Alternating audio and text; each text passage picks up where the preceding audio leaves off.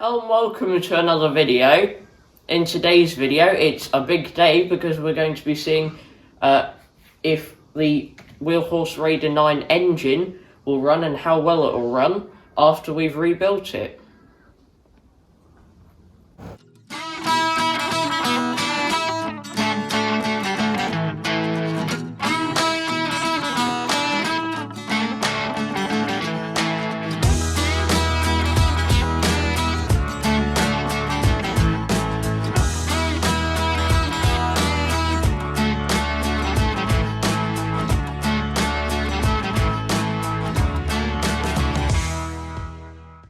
In the last video, we finished putting back together the engine, but we ran out of time to actually do the testing.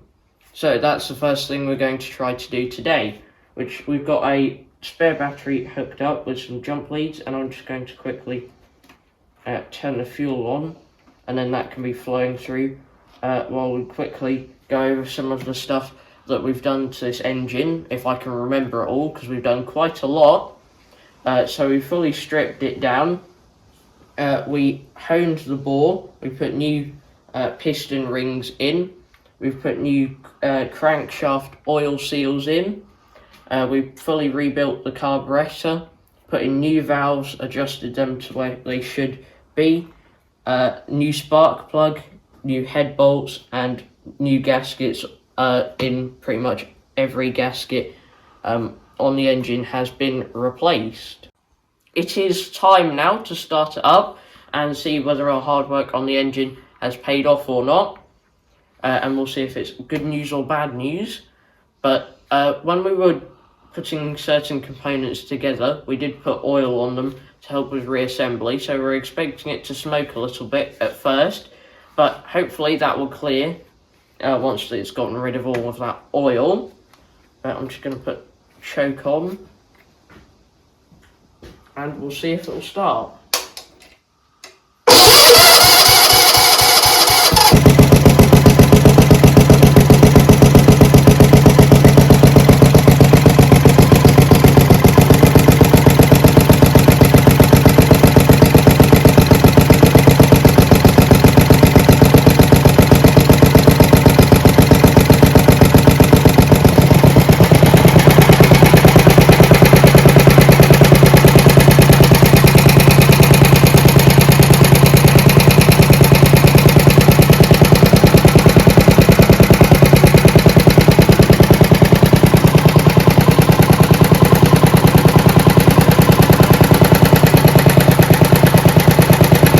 We ran the engine for about 10 minutes, and the second clip you just saw was a bit later on when the smoke had cleared, which when you blip the throttle or pull the throttle out a bit,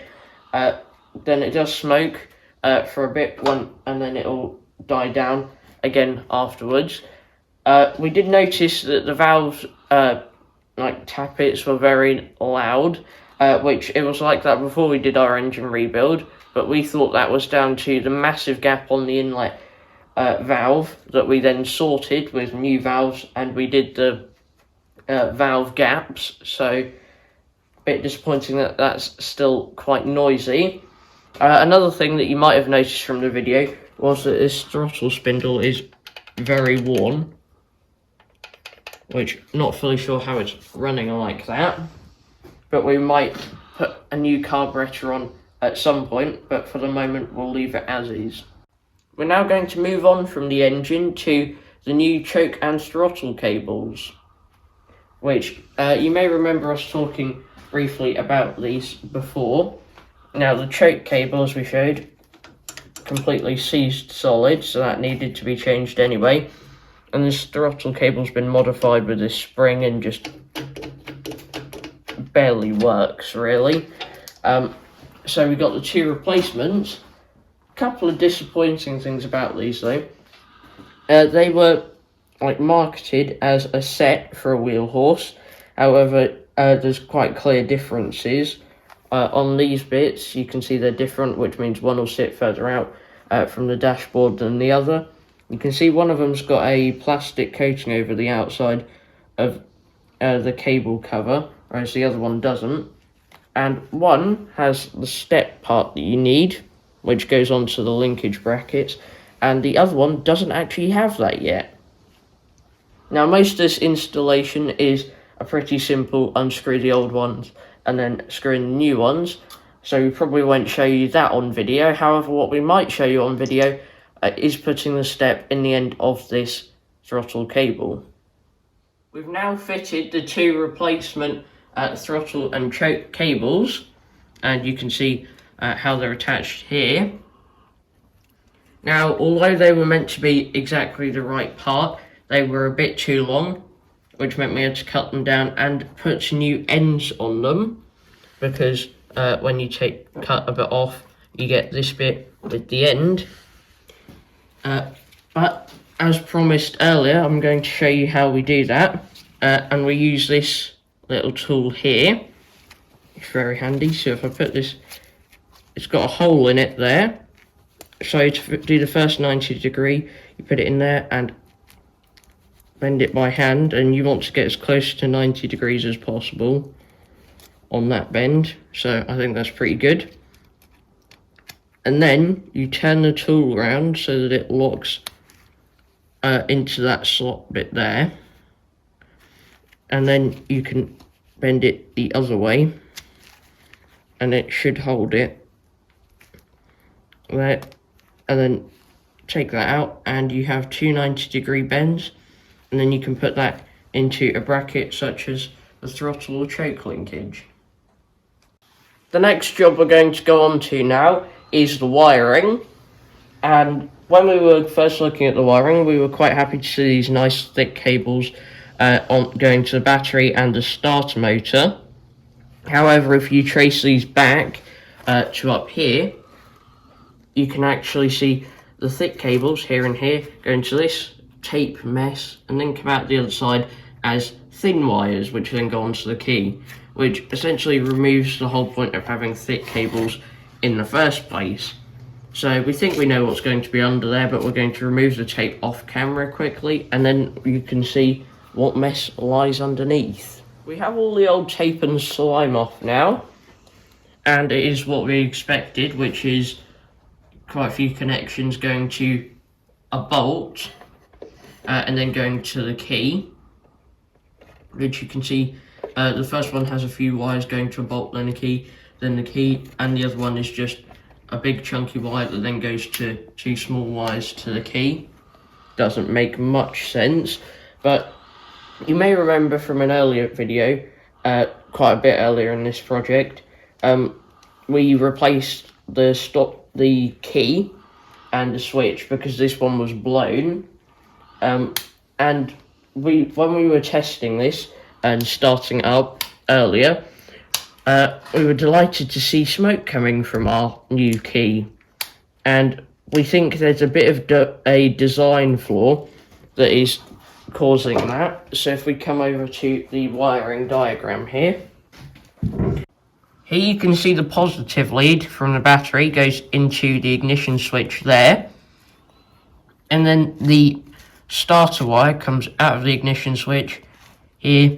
and straight to the starter motor, which means that all the load when you're trying to start the engine is going through the ignition switch, which is what's making it smoke. Now time to upset the Wheelhorse people, because we think this is a bit of a design flaw and pretty poor design. So we're going to do something that might annoy the Wheelhorse people even more, which is we're going to be putting on this start solenoid, which will have a chunky positive cable going to here from the battery, another chunky positive cable going from here to the starter motor, then the positive and negative cables on here, and this will take all the load off the switch, and this will take all of the load, and this shouldn't smoke when all the load's going through it like our switch was. Now, another thing that will annoy you Wheelhorse people will be the fact that we need to find somewhere to put this, and there isn't actually much space, so it might look a bit out of place wherever we put it, but we're going to do some head scratching and think about where we're going to put this, so we won't record that because that could take a while. Another thing we're doing in the background is we're working on the seat frame here, which we welded up the cracked bits or on the edges, and now we're sanding it down so that we can put a lick of paint on it. A long time later now, and you may have noticed how organised everything is looking, or hopefully you will have, because we have now finished the rewiring and also the installation of the start solenoid, which we found an alright position to mount it in up there, and it keeps it quite out of the way, and from the side of the tractor you can't see it, so it doesn't really affect any of the looks of the tractor that much. Which we put, mainly we did new connections, and we made up some new thick battery cables and stuff, which while we were actually doing this took so long that we also took delivery of our new battery at the same time. So that's everything wiring wise is pretty much there, but that took a long time and we are out of time today. So that is it for this video. Thanks for watching. I'll see you in the next one. Bye.